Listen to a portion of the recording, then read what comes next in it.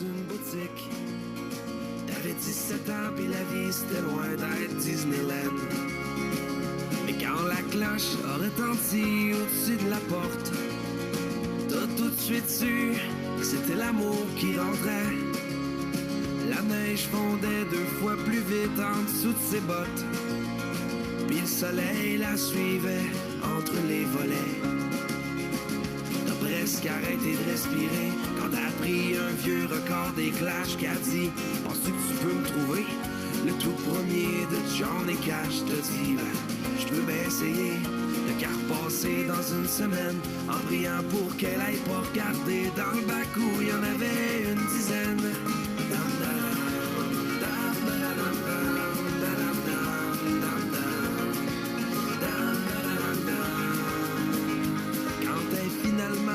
Une semaine plus tard, t'avais caché le disque qu'elle cherchait derrière ceux d'Elvis. T'avais la phrase parfaite pour l'inviter un soir. Il fallait seulement t'attendre le moment propice. Elle s'est approchée du comptoir en y mettant sa main à frôler la tienne. A dit pas de trace de ce que je vais avoir. De bégayer peut-être dans une semaine.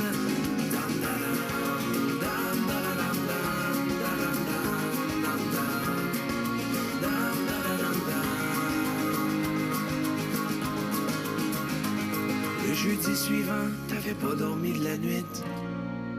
Tellement t'étais nerveux de dire veux-tu qu'on sorte quelque part? T'avais choisi d'y offrir le vieux.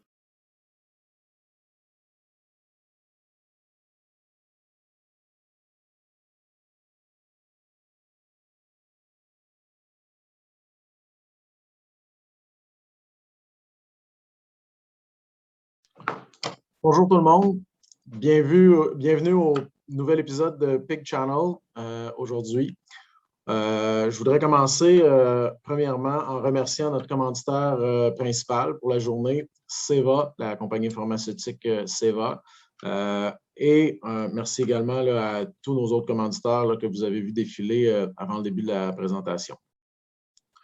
Aujourd'hui, on va traiter de deux sections principales à notre présentation. Une première section qui va parler de nouveautés, dans laquelle on va présenter des nouveaux outils, une application pour la gestion des troupeaux, un outil pour la vaccination, un nouveau produit pharmaceutique, donc une petite section sur les nouveautés. Puis, on va suivre ensuite en parlant de pratiques de régie en pouponnière qui va nous être présentée par Noémie pour la deuxième section.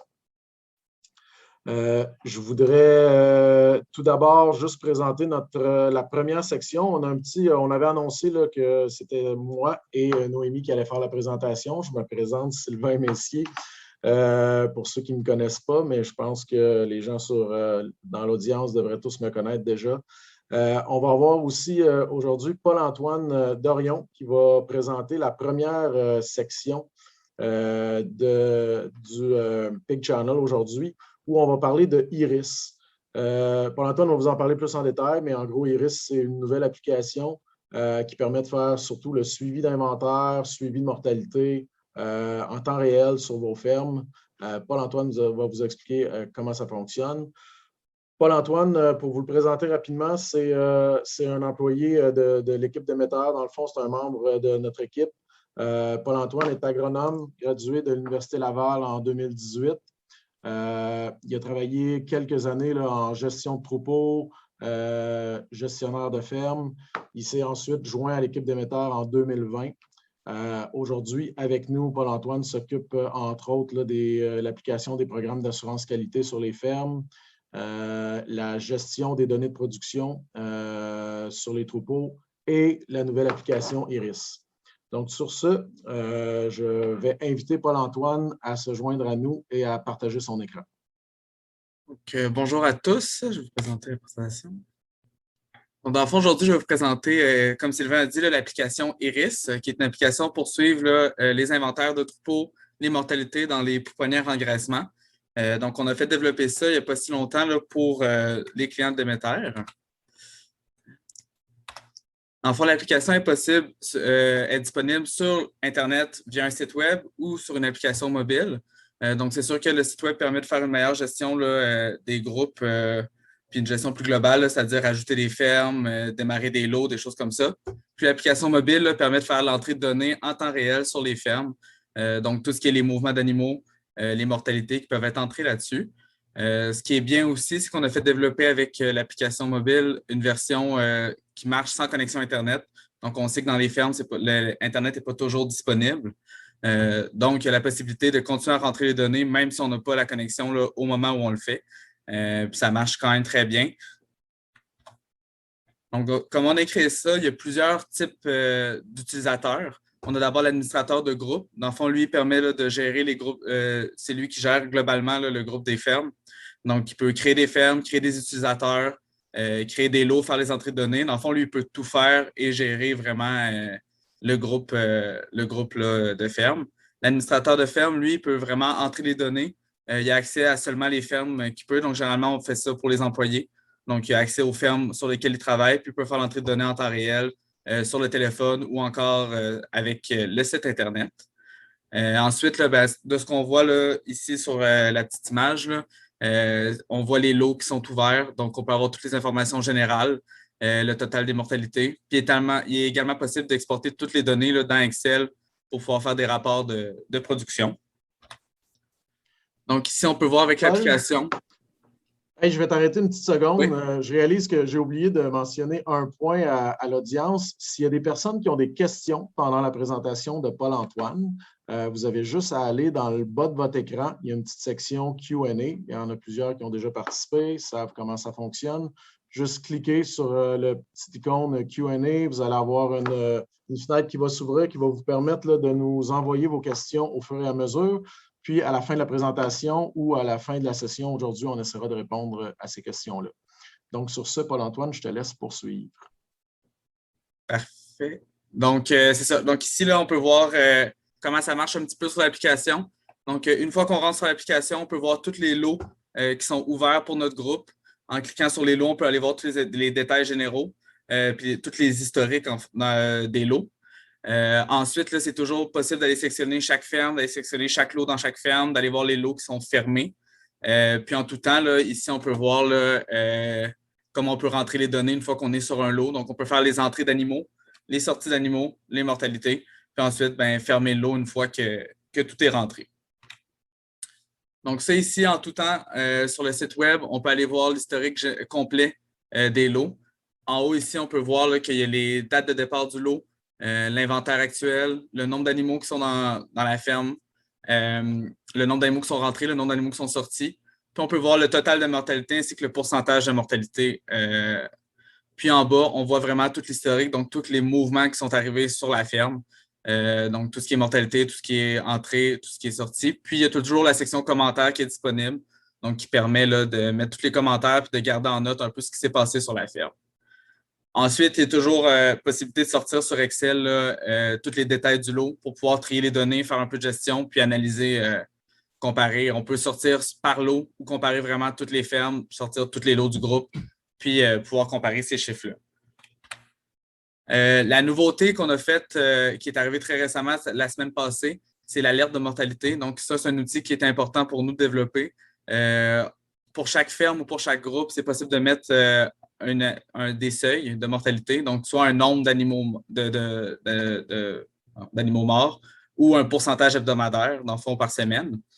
Donc, si jamais ça excède ça, le vétérinaire et l'administrateur du groupe reçoivent des alertes pour se faire dire que dans ce lot-là, cette ferme-là, les mortalités sont trop hautes, donc il y a probablement un problème. Donc, ici, on voit un exemple là, de les alertes qu'on peut voir sur la version du site web, puis aussi sur l'application. Donc, ça, c'est l'administrateur de groupe et le vétérinaire qui ont accès à ça. Les seuils de mortalité peuvent être définis soit pour le groupe en général ou vraiment pour chaque ferme du groupe si jamais on veut les personnaliser. Puis ensuite, ben, l'administrateur de groupe, une fois qu'il a vu les alertes, peut ensuite les marquer comme lui puis les verra plus apparaître. Donc, c'est un outil qu'on trouve important là, pour justement garder un meilleur suivi, là, surtout pour les plus gros groupes qui ont beaucoup de fermes et qui ne savent pas nécessairement ce qui se passe en temps réel. Donc, notre objectif avec l'application, c'est de la développer le plus possible selon les besoins de nos clients. Donc, déjà là, on a pris en compte tous les commentaires qu'on a eus. La dernière fois qu'on a eu une rencontre pour développer l'application, on avait 16 points qu'on voulait revoir pour soit développer ou améliorer notre application. Ensuite, ben là, nos objectifs principaux, c'est de développer justement les notifications de mortalité. Ensuite, ce qu'on développe, c'est d'avoir un meilleur outil de filtrage pour les plus gros groupes, donc d'être capable de vraiment pouvoir trier puis aller rechercher toutes les fermes, tous les lots le plus rapidement possible. Puis ensuite, on a toujours des points qu'on veut développer. Donc, on a d'abord, on veut ajouter une partie de traitement, surtout pour faire les registres de traitement qui sont demandés par le programme d'excellence sport canadien. Donc, de pouvoir rentrer les traitements avec toutes les informations qui se calculent un peu automatiquement, donc le dosage, les dates d'expédition autorisées pour être le plus conforme possible. On veut également développer l'outil pour pouvoir faire un suivi de la livraison des moulées. Puis, aussi, ce qui s'en vient, ça va être de développer des rapports là, plus complets de fin de lot pour pouvoir utiliser pour les comptabilités et les plus gros groupes là, pour faire le suivi.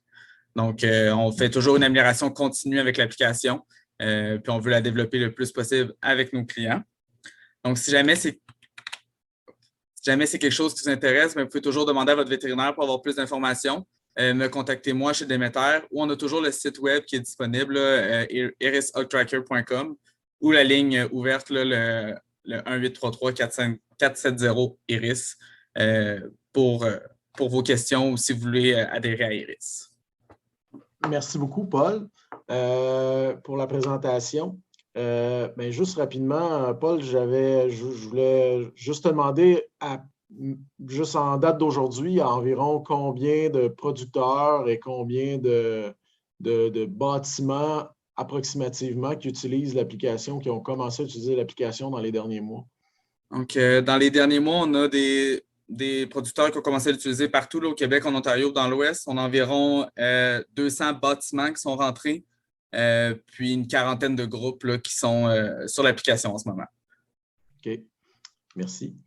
Puis, ben dans le fond, ce que je voulais mentionner aussi à l'audience, c'est que je connais certains producteurs qui l'utilisent, puis tu as parlé beaucoup là, de la possibilité de l'utiliser pour différents bâtiments, pour un réseau de production. Mais il y a aussi des producteurs là, qui vont avoir juste un bâtiment, mais avec des lots. On a beaucoup d'élevage en bande aux 4 semaines, entre autres, au Québec. Puis certains vont l'utiliser, puis vont créer, dans le fond, chacun des lots sur l'application. Donc, au lieu d'être des bâtiments, c'est des lots individuels. Donc, ça peut être utilisé là, autant par un producteur qui a une seule ferme que par un producteur là, qui suit plusieurs élevages. Oui. Donc, si jamais vous avez des questions par rapport à l'application, comme Paul-Antoine a dit, là, vous pouvez le contacter à tout moment pour avoir un peu plus de détails. S'il y a des questions que vous voulez qu'on réponde d'ici à la fin de la présentation, ne pas hésiter, puis seulement nous en faire part. Là, je vois que pour l'instant, on avait une question là, de Roberto, là, à savoir est-ce que l'application pourrait être utile pour les maternités? Ben, dans le fond, la réponse à ça, Paul-Antoine, je te laisse aller, mais ça n'a pas été fait principalement pour les maternités. Là. Non, vu qu'on a quand même beaucoup avec Demeter, nous autres, on fait beaucoup d'affaires avec Cleanose. Il y a beaucoup de logiciels déjà qui existent qui sont quand même assez performants là, pour les maternités. L'objectif, c'était vraiment plus de se développer là, sur le côté pouponnière-engraissement, là où il y a plus un manque là, au niveau des applications et au suivi des données. Là. C'est bien. Fait que c'est surtout pour un suivi à distance, là, dans le fond, de l'application. Ouais. Ensuite de ça, j'ai une autre question qu'on peut voir passer rapidement. Là, on me demande quel est le coût de Iris? Là, une question d'Alain Lefebvre. Quel est le coût pour l'utilisation aujourd'hui? Donc, Paul-Antoine. Pour l'utilisation en ce moment, on offre Iris aux clients Demeter. Pour ceux qui sont en dehors, qui ne sont pas dans notre clientèle, c'est juste de me contacter, puis on peut regarder ça dépend un peu de la taille du troupeau aussi. Mais pour les clients Demeter, l'application est offerte. Donc, en résumé, les coûts pour utiliser l'application, c'est gratuit pour notre clientèle pour l'instant. Il n'est pas dit qu'avec l'évolution, s'il y a plusieurs fonctions qui s'ajoutent éventuellement, là, qu'il n'y aura pas une valeur. Mais pour l'instant, c'est offert gratuitement pour les fonctions qui sont disponibles jusqu'à maintenant. Puis, éventuellement, si des gens qui ne sont pas clients auraient quand même intérêt à l'application, contactez Paul-Antoine directement là, en fonction de la taille de l'élevage. Il y a des propositions à vous faire. Donc, je poursuis avec la section que je vais vous présenter. C'est comme dans notre chronique WhatsApp Doc. Dans le fond, quoi de neuf, docteur? C'est Paul-Antoine nous a présenté une première nouveauté qu'on avait chez Demeter. Maintenant, je vais vous parler de deux autres produits.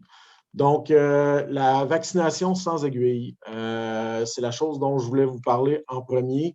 Vous savez, ça existe déjà depuis plusieurs années, la vaccination sans aiguille. Peut-être que ce n'est pas tous les producteurs qui ont eu la chance d'être exposés à ça, mais il y a des réseaux de production, surtout les gens là, qui travaillent avec des abattoirs, des marchés niches, qui vont essayer d'utiliser cette technologie-là. Par contre, ce n'était pas toujours très friendly user. Donc, si on y va rapidement avec ce qui était disponible jusqu'à maintenant dans la vaccination sans aiguille, c'était des injections, dans le fond, intramusculaires. Donc, il n'y avait pas d'aiguille, mais le produit était quand même dirigé vers le muscle de l'animal. Il n'y avait pas de produit spécifique qui était formulé pour ces injecteurs-là. Donc, on utilisait les mêmes vaccins qu'on utilise pour l'injection normale de vaccins. La plupart des appareils étaient à base d'air comprimé. Donc, ça prenait soit un réseau de distribution d'air comprimé dans la ferme ou encore des bonbonnes, un équipement qu'on pouvait transporter. Donc, c'était quand même assez fastidieux, l'installation. Il y avait quelques systèmes avec batterie qui avaient été développés, mais qui étaient quand même assez lourds à porter. Puis, dans le cas de ces appareils-là, ben, c'est tous des appareils qui me demandaient une maintenance quand même assez intensive là, pour faire un bon entretien des appareils.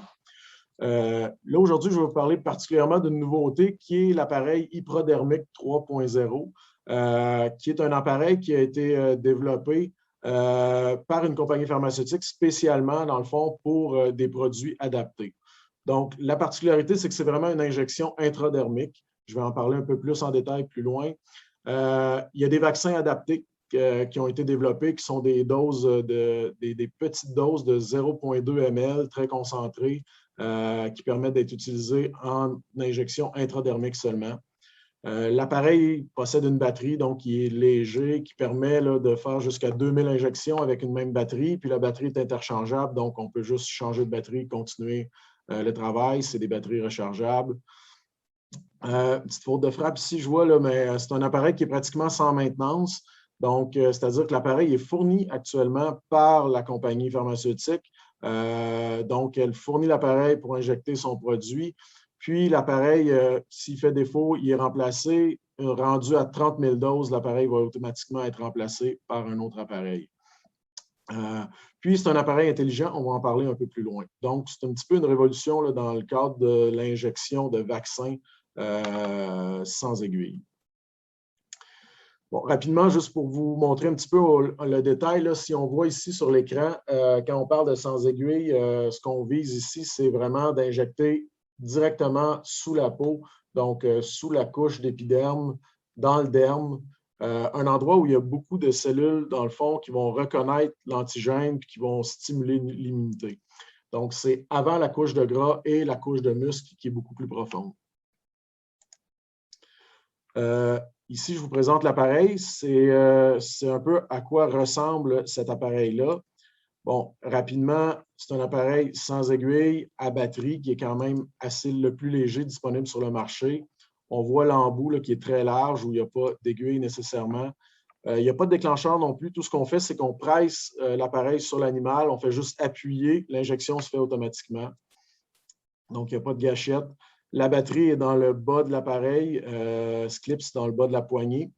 Bon, ensuite, l'appareil, il y a vraiment des fonctions automatiques. Donc, il y a un bouton là, pour passer d'une fonction à l'autre sur l'appareil, un petit indicateur pour nous dire que ça fonctionne bien.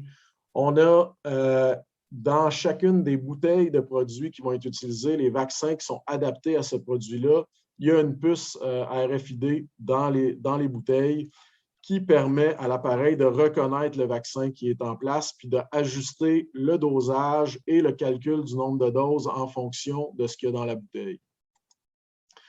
Ça va aussi assurer de prendre en note la date de péremption puis le numéro de série du vaccin qui a été injecté. Toutes ces informations-là vont automatiquement être enregistrées. Sur l'appareil, il y a un petit écran qui donne l'information en direct sur le nombre de doses restant dans la bouteille, le nombre de doses qui ont été injectées de cette bouteille-là depuis le début. Puis une autre particularité, il y a une connectivité 3G. Donc, l'appareil est en constante communication par le réseau cellulaire avec une base de données centralisée. Ensuite, rapidement, là, on parle de smart vaccination, là, dans le fond, vaccination intelligente. C'est un peu ce que je vous ai résumé, là. On parle d'un produit dans lequel il y a une puce qui permet vraiment à l'appareil de reconnaître le produit qu'on lui donne. Puis l'appareil, lui, prend cette information-là, puis grâce à sa connectivité 3G, va transférer l'information dans une base de données auquel le producteur ou le gestionnaire du réseau de production va pouvoir aller constater quelles sont les injections, quelle est l'utilisation qui a été faite de l'appareil. Donc, à quel endroit il a été utilisé, combien de temps ça a pris, combien de doses ont été injectées, quels étaient les numéros de série des produits utilisés, les dates de péremption. Donc, tout ça va être comptabilisé pour une excellente traçabilité là, sur la vaccination qui a été effectuée. Rapidement, sur ces appareils-là, ce que je devrais ajouter, j'ai fait une petite section sur les avantages et inconvénients. Les avantages, dans le fond, là, de la vaccination sans aiguille, c'est premièrement le coût, qui est un avantage, coût des aiguilles, qui est un certain avantage. On n'a pas besoin d'acheter d'aiguilles, mais surtout le fait qu'on élimine le risque de briser des aiguilles puis d'avoir, dans le fond, des résidus là, physiques dans la viande. Donc, aucun risque de bris d'aiguille. C'est une technologie qui est moins douloureuse qu'injecter un animal avec une aiguille, donc on crée moins de stress chez l'animal. Il n'y a pratiquement pas de risque d'abcès non plus au site d'injection comparativement à l'utilisation d'une aiguille. L'appareil peut être utilisé avec un trépied, c'est ce qu'on voit sur la photo ici en bas. Donc, l'appareil peut être fixé sur un trépied, ce qui permet juste de présenter le porcelet à l'appareil, l'appuyer sur la gâchette, puis automatiquement l'animal va être vacciné. Puis, ça permet une bonne traçabilité. Les inconvénients, par contre, c'est que pour l'instant, au Canada, le seul produit homologué qui fonctionne avec cet appareil-là, c'est un vaccin circovirus mycoplasme. Donc, on a un seul produit qui est utilisé pour l'instant, mais c'est un vaccin circovirus mycoplasme, une dose, qui est disponible pour l'instant. De la façon dont l'appareil travaille, c'est pas comme aujourd'hui, on sait plusieurs producteurs vont utiliser plusieurs vaccins en injection. À l'occasion, on va mélanger plusieurs de ces produits-là pour être injectés en une seule injection. Mais ça ne permet pas, dans le fond, là, de mélanger d'autres vaccins ou d'autres antigènes actuellement. Puis, il n'y a pas non plus de flexibilité là, sur le dosage ou l'adaptation du dosage. C'est vraiment un vaccin, une dose unique. Donc, pour les gens qui auraient des élevages pour lesquels là, la vaccination principale, c'est seulement une vaccination myco-circo, qui n'utilisent pas nécessairement d'autres vaccins, mais ça pourrait être particulièrement intéressant de considérer l'essai d'un appareil comme celui-là. Sinon, j'imagine que le temps va évoluer et on va avoir de plus en plus d'options de produits disponibles qui pourraient être utilisés avec cet appareil-là. Donc, ça fait le tour pour la première section là, sur l'appareil hypodermique. Si vous avez des questions, vous pouvez en parler avec votre vétérinaire. Tous les vétérinaires de Déméter ont une petite présentation là, sur l'appareil, connaissent le produit. Puis, on a déjà des appareils disponibles si jamais il y a des fermes qui seraient intéressées là, à l'essayer avec le produit compatible. Deuxième partie de ma présentation, je vais vous parler d'un nouveau produit, le Maprelin. On en a déjà parlé, on en a parlé dans nos journaux mensuels dans le passé, mais on a une nouvelle étude là, qui vient de se terminer. Donc, je voulais faire un petit récapitulatif là, sur l'information qu'on a eue jusqu'à maintenant sur cette hormone-là. Donc, le Maprelin, dans le fond, c'est une hormone synthétique. C'est la péforéline, dans le fond, qui, dans le fond, est une hormone synthétique qui est un précurseur du GnRH, dans le fond. La GnRH, dans le fond, c'est une hormone au début de la cascade hormonale qui va éventuellement permettre la relâche de la FSH et la LH, qui, eux, sont deux hormones, une qui sert à la maturation des follicules sur l'ovaire pour avoir un plus grand nombre de follicules matures au moment de l'ovulation, alors que la LH, c'est l'hormone qui va permettre de relâcher les follicules, relâcher dans le fond les follicules au moment de l'ovulation. Si on regarde rapidement sur le petit tableau en bas ici, ce qu'on voit, c'est que dans le cadre du Maprelin, ce qu'on va voir, c'est vraiment que ça va, la ligne bleue ici, ça va permettre vraiment une augmentation de la FSH dans les heures qui suivent. On voit le moment d'injection est ici à heure 0. Puis dans le fond, environ 1 heure à 2 après l'injection, on a vraiment un pic de LH dans le sang de l'animal qui est disponible. Alors qu'on voit qu'il n'y a aucun impact sur le relâchement de la LH, comparativement là, à d'autres produits comme le PG600, par exemple, là, qui était disponible sur le marché auparavant. Ici, un petit graphique, là, pardon, la traduction n'a pas été complétée sur cette diapositive-là, là, mais rapidement, dans le fond, c'est surtout pour mettre en lien là, le moment d'injection. Le produit devrait être injecté exactement 24 heures après le sevrage, donc après le moment où on a enlevé les porcelets d'avec la mère. Donc, tout dépendant, ce n'est pas le moment où on a déplacé les animaux, mais vraiment le moment où on enlève les porcelets d'avec la mère. 24 heures plus tard, on va faire une injection de 2 ml pour la plupart là, des animaux. Puis, ensuite de ça, on va faire des détections de chaleur normalement. Puis, habituellement, autour du jour 4, bien, on va commencer à avoir la majeure partie de nos animaux en chaleur, puis on va faire des saillies selon notre protocole de saillie habituel. Donc, on ne change rien à la procédure de saillie habituelle. Bon, le maprelin il avait été dans le fond, il y avait plusieurs données dans la littérature qui nous avaient parlé des bienfaits du maprelin.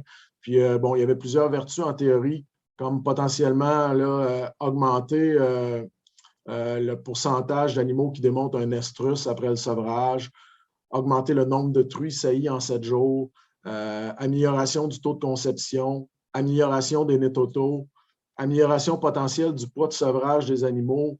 Ça, c'est les produits parce que du poids de naissance et indirectement du poids de sevrage. Mais toutes ces données-là, quand on les regardait, c'était souvent sur des troupeaux ou des données de performance qui nous semblaient, dans le fond, plus ou moins en corrélation avec les performances qu'on obtenait en Amérique du Nord sur des troupeaux commerciaux. Donc, de notre côté, on s'est dit, on va faire nos propres études pour vraiment voir quel est le potentiel du produit. Donc, le premier essai qu'on a fait, ce qu'on a réalisé, c'est que numériquement, ce qui semblait le plus intéressant, c'était une augmentation des nez totaux suite à l'utilisation du produit, ce qui était le plus logique, le considérant le mécanisme de cette hormone-là.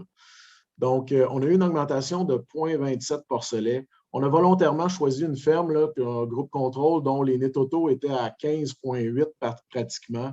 On a eu une augmentation en haut de 16, donc 0,27 d'augmentation, ce qui donnait une donnée qui n'était pas nécessairement statistiquement significative.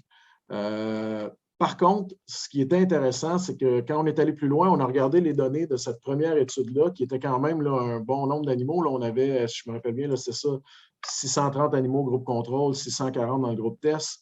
Ce qu'on a vu quand on regardait par parité, c'est que si on divise les parités en groupes, on voyait que l'augmentation des nez totaux sur les parités 1 et 2 était de 0,48 porcelets, tandis que l'augmentation des nez totaux sur les parités 5 et plus était de 0,87. Par contre, si on regardait les parités qui étaient déjà en haut de 16 sur le groupe contrôle, à ce moment-là, on n'avait pas eu d'augmentation des nez totaux. Donc ça nous a amené à se dire, bien, si on ajoute plus d'animaux, on va voir si on peut arriver à une différence significative parce qu'on voyait quand même une tendance très intéressante d'impact sur les nez totaux. Ce qui a été fait, donc on a fait un deuxième essai, on a cumulé les données des 2 premiers essais où on a vraiment focusé sur l'injection du produit aux parités 1 et 2 et aux parités 5 et plus dans un élevage. En cumulant ces données-là, ce qu'on arrive, c'est qu'on a vu qu'on pouvait, on a obtenu dans le fond 0,43 nez totaux de plus en focusant sur ces groupes de parité-là, ce qui nous donnait une donnée statistiquement significative là, à ce moment-là. Donc, si on fait rapidement là, une évaluation de la valeur du produit, bien, le coût du produit est environ de 3,50 $ la dose. Donc, si on juge 0,43 porcelets additionnels à la naissance, ben, si on réussit à sauver ces porcelets-là à 40 $ par porcelet, un prix moyen au sevrage, ben, c'est une valeur ajoutée là, de 17 et 20, donc un retour sur investissement d'environ 4,9 Donc, 4,9 pour 1, pardon, de retour sur investissement. Donc, ça me semble être jusqu'à maintenant un produit là, que, selon les 2 premières études qu'on a faites, est très répétitif. Il y a plusieurs producteurs qui ont commencé récemment à l'utiliser. On tenait juste à vous faire une mise à jour. Tous les données nous semblent nous suggérer que si vous avez des nets auto qui sont en bas de 16, ça vaut la peine de considérer le produit, là, même si on a déjà une bonne performance, puis vous avez intérêt là, à bonifier votre productivité. Donc, ça met fin à ma section de la présentation. Je vais aller voir rapidement là, si on a des questions. Si les gens ont des questions, n'hésitez pas.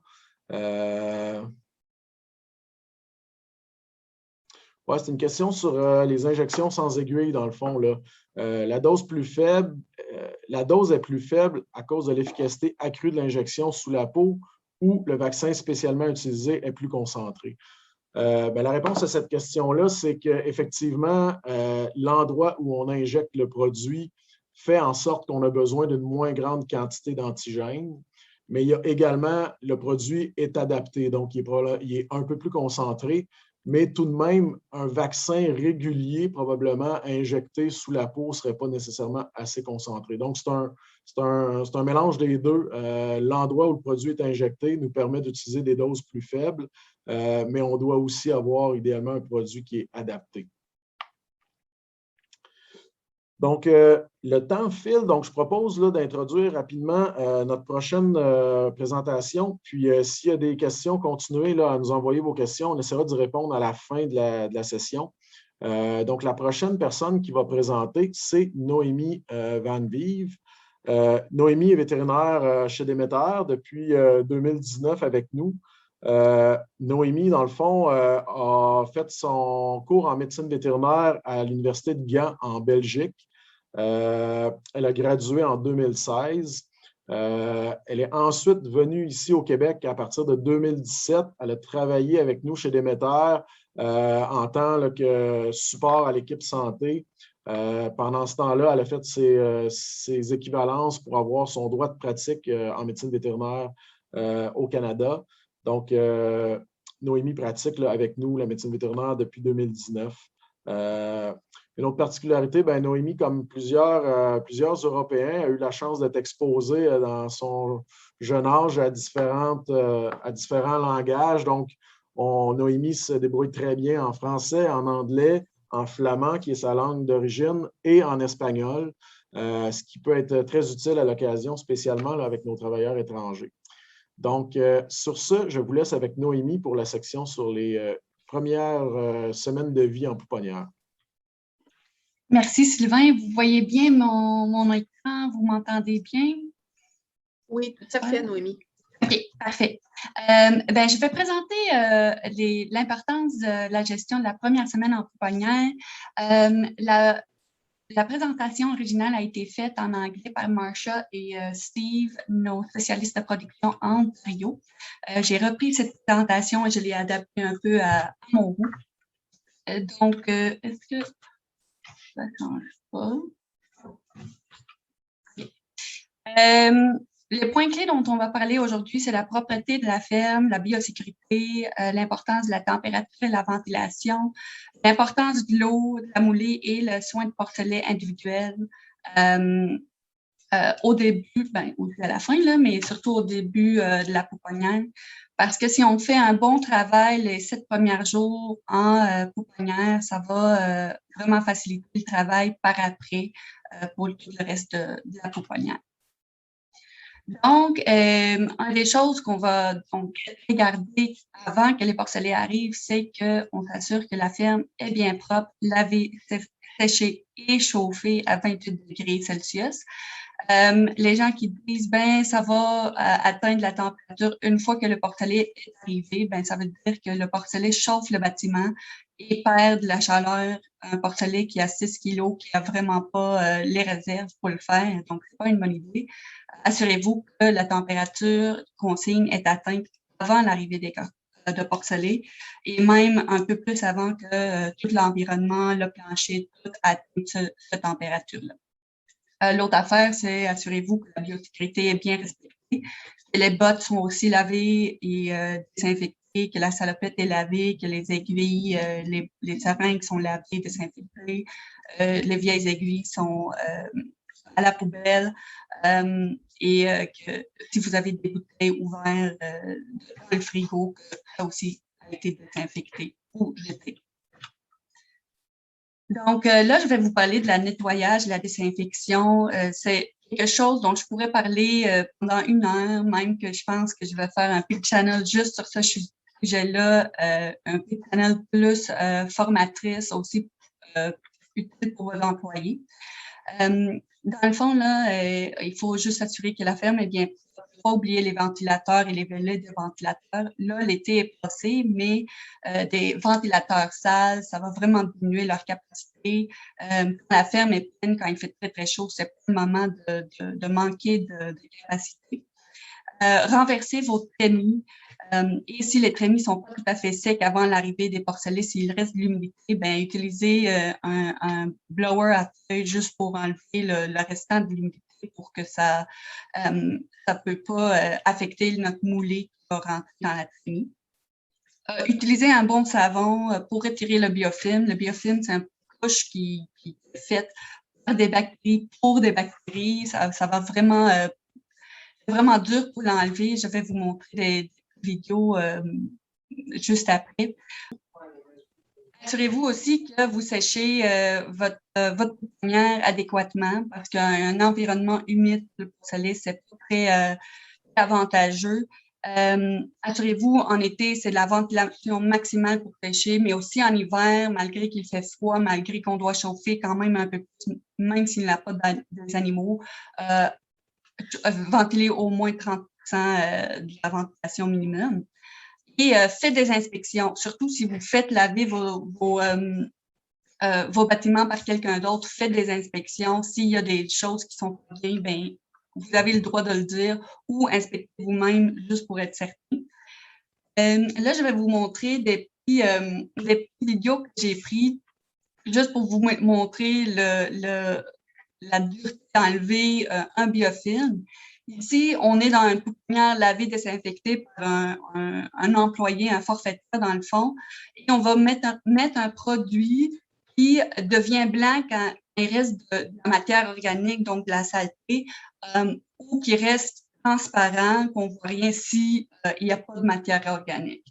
Donc là, on avait de laver, désinfecter, on spraye le produit, tout de suite, on voit, on a un biofilm autour du bol d'eau et en dessous du bol d'eau sur le plancher et un peu plus loin du bol d'eau, le produit reste transparent, donc c'est bien lavé, désinfecté. Là, on a resavonné cet endroit-là, on a laissé le savon pendant 15 minutes, c'est moi qui l'ai timé, j'étais présent. Le monsieur qui lave, c'est, je ne sais pas si je peux me nommer, mais c'est Yvon Blanchet. Oh non, il travaille pour nous, pour Groupe Sorel, dans le fond, qui vient de rincer son, encore une fois, le biofilm, le bol d'eau tout autour, et on va retester. Donc, on a fait la même chose, et là, c'est pas très visible parce que mes talents de vidéos ne sont pas énormes, mais on voit quand même que ça devient blanc. Et au-dessus, en dessous, ça reste encore blanc. Donc, le biofilm est toujours présent. Ça fait mon point, je pense. Là, on a resavonné dans le fond, la 3e fois, on a laissé travailler le savon pendant encore une fois 15 minutes. Et ils vont être allés avec du force de bras et les brosser bien comme il faut autour de l'abreuvoir. On voit, il va en dessous de l'abreuvoir, mais il ne fait pas nécessairement le plancher en dessous. Donc là, il va bien rincer. Il va bien le rincer, là. Et on va retester après qu'est-ce que ça fait. Donc là, on voit le produit, il reste transparent. Le biofilm, c'est bon. Mais le vétérinaire tannante que je suis, je demande, ben là, tu peux encore faire un peu en bas pour voir si c'est vraiment bon.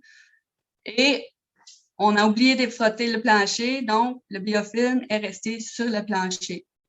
Là, juste en dessous du bol, ce qu'on voit aujourd'hui maintenant, c'est qu'il avait frotté et là, on voit le produit a quand même envie de rester transparent. En tout cas, c'est meilleur que c'était avant. Juste pour vous dire que le biofilm, c'est important. C'est dur à enlever. C'est normal que c'est dur d'enlever, mais c'est quand même une attention particulière à ça. Une fois que notre bâtiment est bien lavé, désinfecté, le biofilm est enlevé, la température, on va la monter. On va s'assurer que le niveau d'humidité n'est pas trop haute. Une humidité trop élevée, c'est vraiment un bon environnement pour tous les virus, pour toutes les bactéries pour survivre. Donc, on ne veut pas trop d'humidité. On va s'assurer que la température est vraiment pareille partout dans la ferme et que la vitesse d'air à travers les animaux, dans le fond, la facteur éolienne, si on veut, pour les humains, n'est pas trop élevé parce que ça va vraiment aller refroidir notre animal, même si la température de nos sondes est correcte. S'il reste des odeurs de gaz ou quoi que ce soit, ben, ça veut dire que la ventilation n'est peut-être pas où est-ce qu'elle doit être. Donc, ajuster ça avant l'arrivée des porcelets. Voici la courbe de température, c'est ce qu'on conseille pour la pouponnière. Ça, c'est pour une pouponnière qui n'a pas de zone de confort, donc pas de plancher chauffant, pas de niche, quoi que ce soit. Donc, vous pouvez l'utiliser pour vous donner une bonne départ, mais observez aussi les porcelets. Les porcelets vous parlent, la façon comment ils sont distribués dans le parc, comment ils se reposent, comme où est le fumier, si les planchers ils sont très sales ou pas, ça vous dit, ça peut vous indiquer s'il y a des choses à améliorer. Ici, ça c'est un slide qui, dans le fond, c'est pour l'engraissement, mais ça s'applique aussi pour la pouponnière. Je ne vais pas aller en détail là-dessus, mais c'est un slide qui va indiquer, dans le fond, que c'est important de, avant de commencer un stade de ventilation plus élevé ou quoi que ce soit, laisser un peu de temps entre chaque stade. Aussi pour le chauffage, la consigne, ici, par exemple, elle est à 22, la consigne. On la commence le chauffage à 21, mais le chauffage s'arrête 0,3 degrés de la consigne parce qu'il y a toujours de chaleur résiduelle qui reste. Et si on va trop à côté à chaque degré, les consignes, et si on va allumer le stade 2 de ventilation proche du stade maximal de la stade 1, dans le fond, on va créer un environnement beaucoup trop changeante qui va nuire au confort du porcelet et qui va aussi faire en sorte qu'on va gaspiller un peu, pas juste un peu, mais assez d'argent sur le chauffage et juste l'ajustement des ventilateurs. Donc, une fois qu'on a tout réglé ça, finalement, on est prêt pour l'arrivée des porcelets. Finalement, vous avez comme des procédures à l'entrée. Tu sais, il faut des checklists pour l'entrée ou avant l'entrée des porcelets. On marche toutes les parcs, on check toutes les suces, s'ils sont bien, si le débit d'eau est là, si la bonne phase de moulée est dans les trémies. Et une fois que les porcelets sont rentrés, on fait une rentrée assez radicale qu'on dit. Dans le fond, tous les porcelets qu'on sait d'avance, ça ne fera pas un cochon d'abattoir dans les temps prescrits, pas besoin d'être là. Donc, c'est le fameux question de l'euthanasie ou les crédits à l'entrée. Il ne faut pas traîner des porcelets qui ne sont pas en bon état parce que c'est des vrais incubateurs de maladies. Et ça peut juste nuire aux autres porcelets. Donc, faites une entrée radicale. Les porcelets qui ne vont pas devenir des porcs d'abattoir, ça ne restera pas un porcelet non plus. Aussi, juste un petit idée pour vous, la variation d'âge à l'entrée. Si des porcelets, la variation d'âge est d'une semaine, à cet âge-là, c'est comme avoir un petit enfant de 3 à 4 ans versus un enfant de 10 ans. Donc, le plus porcelet, il n'a vraiment pas le même système immunitaire, la même capacité de croissance que les autres. Donc, prenez ça aussi en tête si vous faites un triage, vraiment aller donner des soins individuels ou plus spécialisés au là-dessus, ça c'est aussi on parle de la pouponnière, mais ça c'est dans le fond un travail qui idéalement est fait à la maternité. Tous les porcelets qui ne devraient pas conclure ne devraient être pas sur le transport pour la pouponnière et devraient être éliminés à la maternité. Si vous êtes un acheteur de porcelets, ben parlez à aux maternités de qui vous achetez des porcelets pour vraiment mettre des standards de qualité. Ça, c'est un slide qu'on a déjà montré dans d'autres présentations.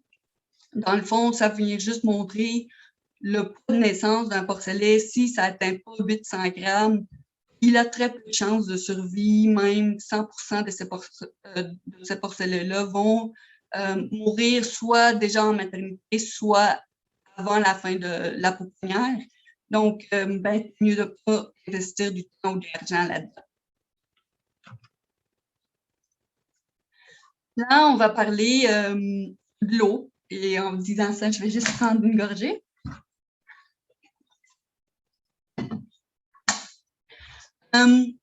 L'eau, c'est quelque chose qui est vraiment très important. Juste pour vous donner une idée, dans la présentation en anglais, il y a eu Desi McCoy qui a fait une belle présentation là-dessus. Je vais juste prendre quelques petits éléments que lui, il a dit que j'ai trouvé vraiment intéressants. Un porcelet qui arrive en pouponnière, 82% de son corps, c'est de l'eau. Un carcasse à l'abattoir vide, 51% de l'eau. Donc, ça veut dire que plus que la moitié de notre produit final qu'on vend est de l'eau. Mais pourtant, ce n'est pas nécessairement quelque chose à laquelle on met beaucoup d'emphase dessus. Donc, c'est juste pour vous indiquer l'importance. En pouponnière, concrètement, ça veut dire, est-ce que vos lignes d'eau sont propres? Si je vous dis, nettoyez vos lignes d'eau et votre réponse est, ça va bloquer mes suces, on vient de se dire, ben, vous avez un problème parce que si l'eau est bonne, ça ne bloquerait pas tes suces. Assurez aussi que le débit est bon, 1,5 litres par minute minimum. Ajustez l'auteur de vos suces. Ici, sur la photo, on voit que c'est un peu haute. Là. On dit que la suce doit être à l'auteur de l'épaule du plus petit. Ici, c'est un peu plus haut. Et ajustez-le aussi de fur et à mesure. Après ça, pour les plus petits, ils ont plus de misère à trouver de l'eau des fois, ben, ajouter des bols d'eau, enlever la difficulté de rencontrer de l'eau pour eux autres. Et le matin de l'arrivée des porcelets, évacuer l'eau des lignes. Pourquoi? L'eau qui reste dans des lignes qui sont noires, dans une température idéalement déjà de 28 degrés, c'est des places vraiment bonnes pour la croissance des bactéries. Donc là, on a un porcelet qui a besoin d'eau. Il va prendre l'eau qui est restée là pendant une semaine, dans ces conditions-là, plein de bactéries probablement. C'est la pire gorgée qu'il va prendre de sa vie. Donc, idéalement, évacuer les lignes, l'eau des lignes, juste pour lui donner une bonne gorgée frais d'eau. Et après ça, en pouponnière, on recommande aussi d'acidifier l'eau d'un pH en bas de 4. C'est non seulement bon contre des problèmes de diarrhée, mais aussi, ça va aussi aider avec la conversion alimentaire. Le cochon, il aime le goût de l'acide, donc ça va lui aider à boire, ça va lui aider aussi à manger. J'ai aussi un petit note à faire sur les compteurs d'eau. C'est quelque chose qui est beaucoup plus utilisé dans la volaille.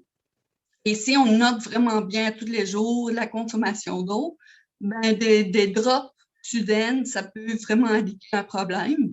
Soit qu'il y a peut-être un problème avec l'approvisionnement, soit qu'il y a peut-être une maladie qui s'en vient, que les signes cliniques ne sont pas encore là, mais le cochon, il file déjà pas. Donc, l'eau, c'est important. Un cochon a besoin de beaucoup d'eau. Un cochon qui ne boit pas, qui ne va pas manger. Ça va être aussi important pour le système immunitaire, pour la régulation de la température.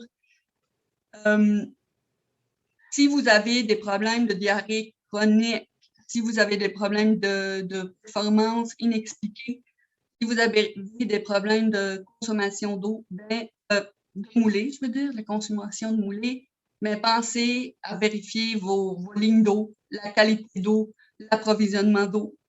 C'est toutes des choses qu'on peut alors aller regarder. Pensez à mettre une suce par 10 à 12 porcelets et 20 à 25 porcelets par bol d'eau.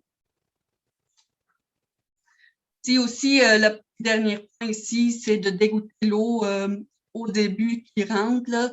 C'est aussi juste pour faciliter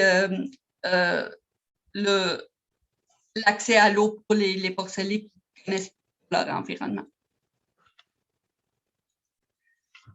Donc, après l'eau, on va parler de l'alimentation. Donc, comme j'ai dit tantôt, on s'assure qu'on a la bonne phase de début dans les trémies, qu'il ne reste pas de phase, la dernière phase du lot précédent.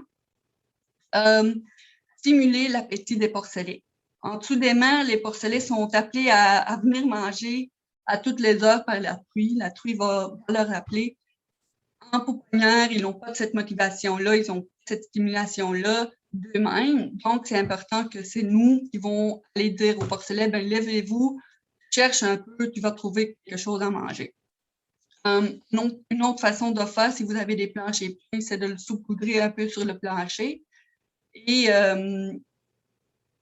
toujours, pour les plus petits qui ont peut-être plus de la difficulté, ben, mettez des bols rouges, juste pour faciliter les porcelets à trouver de la moulée.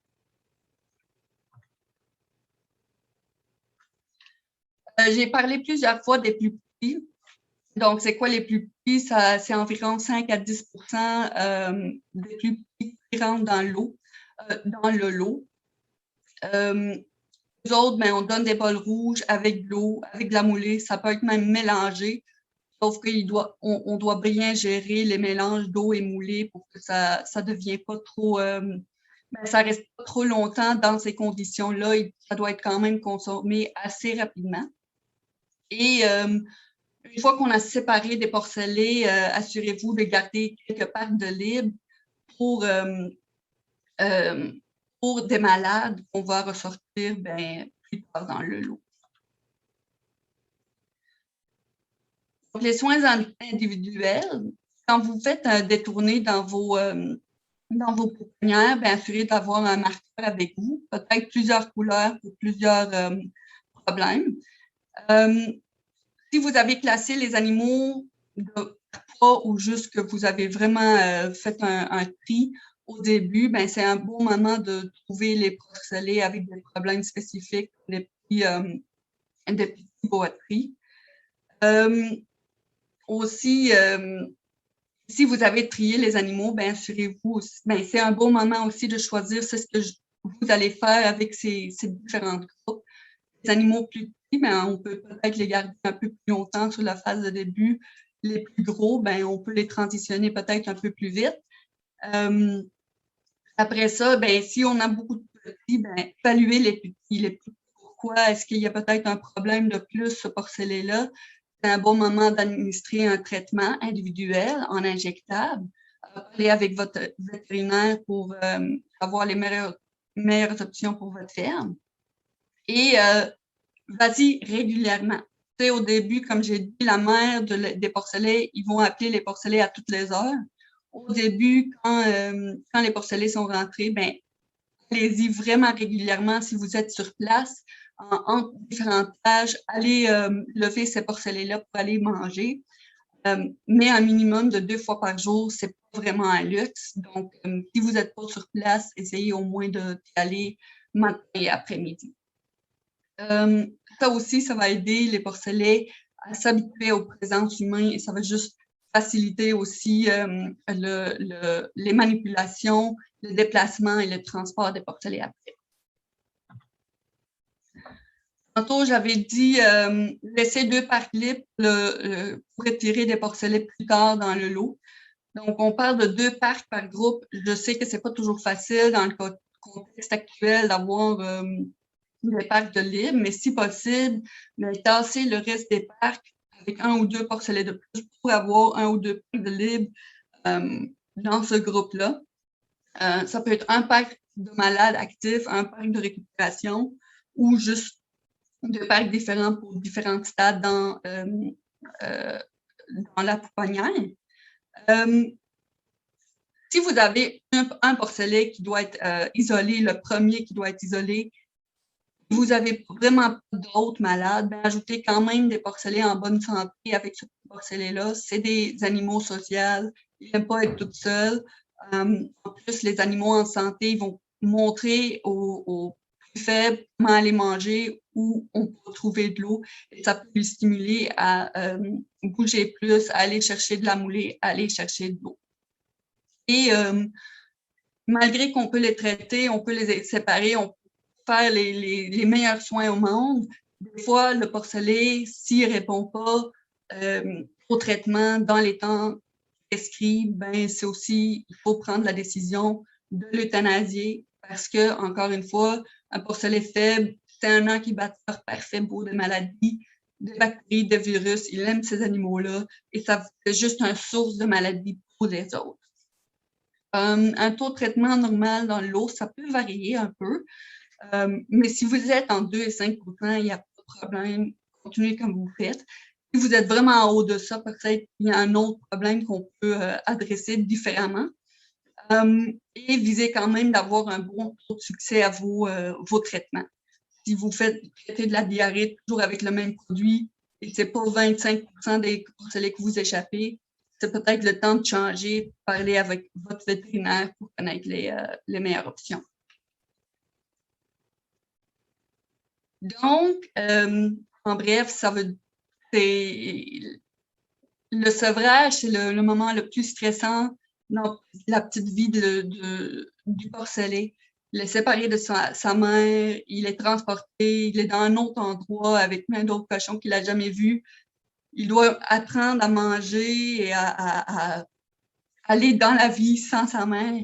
Donc, faites vraiment un bon travail pour transitionner ce porcelet le plus rapidement possible dans sa vie de cochon de cochon de pouponnière ou de cochon d'engraissement.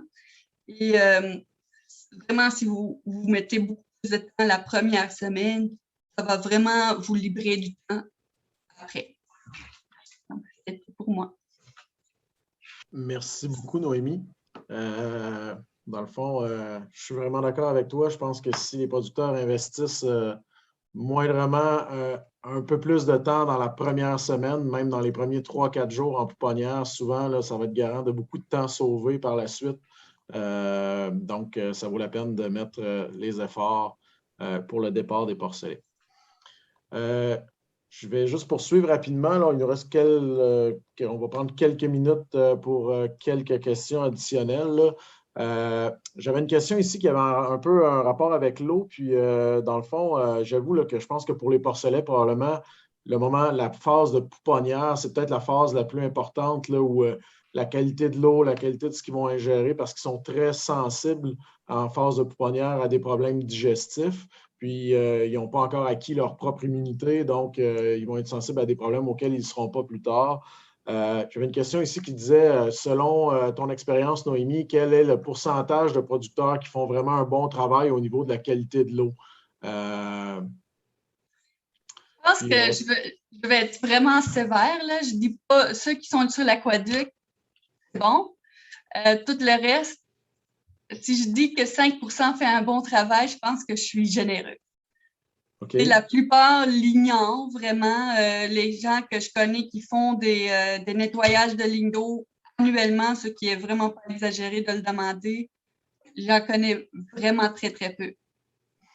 C'est peut-être juste moi. Je dois peut-être travailler plus fort sur mes clients. Tu vois, la sous-question était, est-ce que tu penses que c'est négligé? Je pense que ta réponse nous a répondu à la première. La première réponse répond à ça. Mais je suis un peu d'accord avec toi. Peut-être que tu es sévère, mais effectivement, la qualité de l'eau, c'est probablement un point important.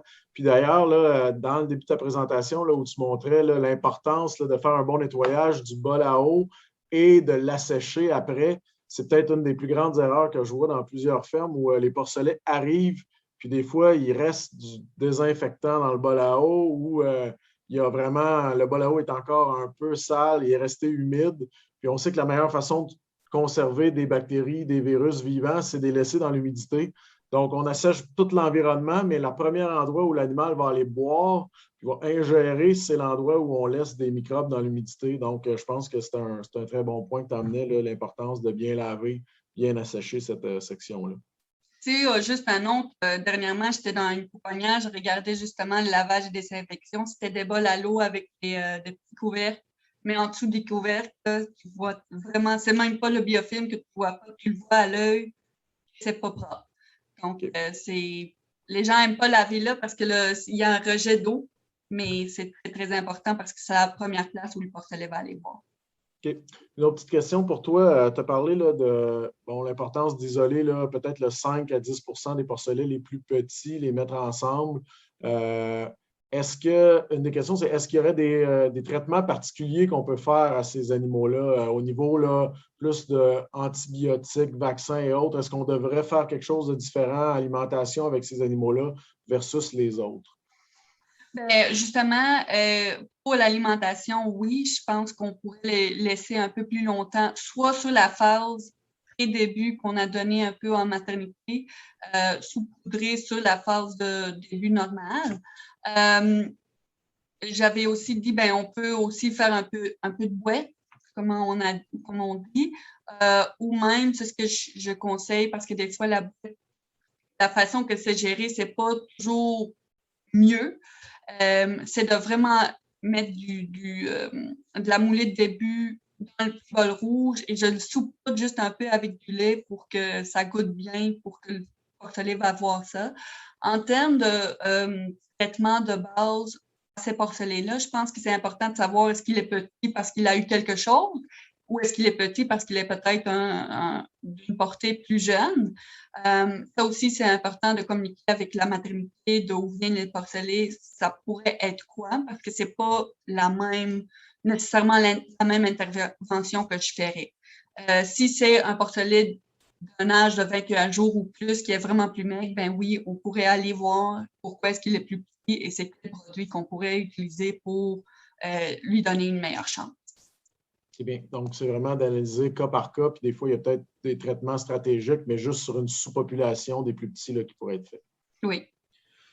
C'est bien. Je vais peut-être me permettre juste un commentaire sur un petit bout de la présentation que tu as faite, là, que je trouvais intéressant quand tu parlais de l'alimentation, l'importance de donner un aliment frais, une petite quantité d'aliments à l'entrée en pouponnière, une petite quantité à la fois. Une erreur aussi que moi, j'ai souvent vue dans certaines fermes, là, c'est la gestion de l'aliment de première phase sur les fermes. De plus en plus, là, même on a des élevages en bande aux 4 semaines. Puis parfois, là, il y a des gens qui ont des silos qui sont un peu trop grands pour les premiers aliments, où ils vont commander des grosses quantités d'aliments, même si c'est en poche. Puis j'ai déjà vu avec des producteurs où on a eu des problématiques pour réaliser que l'aliment qui avait été administré aux animaux, là, ben, il avait été produit des fois 4-6 mois avant qu'il soit consommé. Là.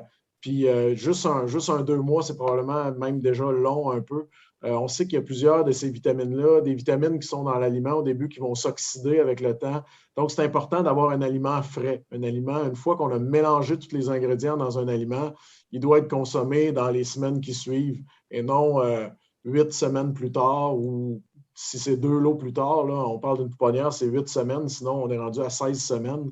On ne peut pas commander de l'aliment pour 2 ou 3 lots d'avance. Donc, juste partager une petite expérience que j'ai déjà eue. Donc, s'il y a d'autres questions, dans le fond, on vous invite à continuer à nous envoyer des questions. On va essayer d'y répondre sans problème. On va terminer la session d'aujourd'hui. J'avais quelques petites notes de fin de présentation à vous donner. Premièrement, ben, merci à tous ceux qui ont participé, à tous ceux qui nous ont écoutés. Si vous avez des gens, des employés de ferme qui voudraient revoir les présentations, ils sont toujours disponibles sur, dans le fond, pigchannel.com. Vous avez sur le site toutes les informations sur les nouvelles présentations à venir, mais aussi vous pouvez revoir les présentations qui ont déjà été faites. Juste vous dire aussi que la prochaine présentation du Pig Channel, ça va être le 5 novembre. Ça va être une présentation qui va être faite par Athéna en français, donc le 5 novembre. Donc, je pense que ça fait le tour. Merci encore à notre commanditaire principal, Seva, pour aujourd'hui.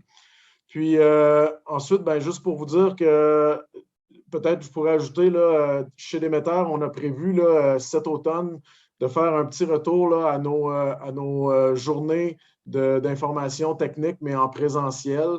On n'aura peut-être pas un événement là, comme on a déjà eu il y a plusieurs années là, avec 200 personnes en raison des règles sanitaires actuelles, mais on va probablement faire on va faire des petits événements régionaux qui vont vous être annoncés sous peu. Donc, on vous invite là, à consulter sur notre journal mensuel ou sur notre site Facebook l'information sur les soirées à venir pour ceux qui veulent venir nous rencontrer en présentiel. Donc, merci à tout le monde, merci à tous nos commanditaires, puis à la prochaine.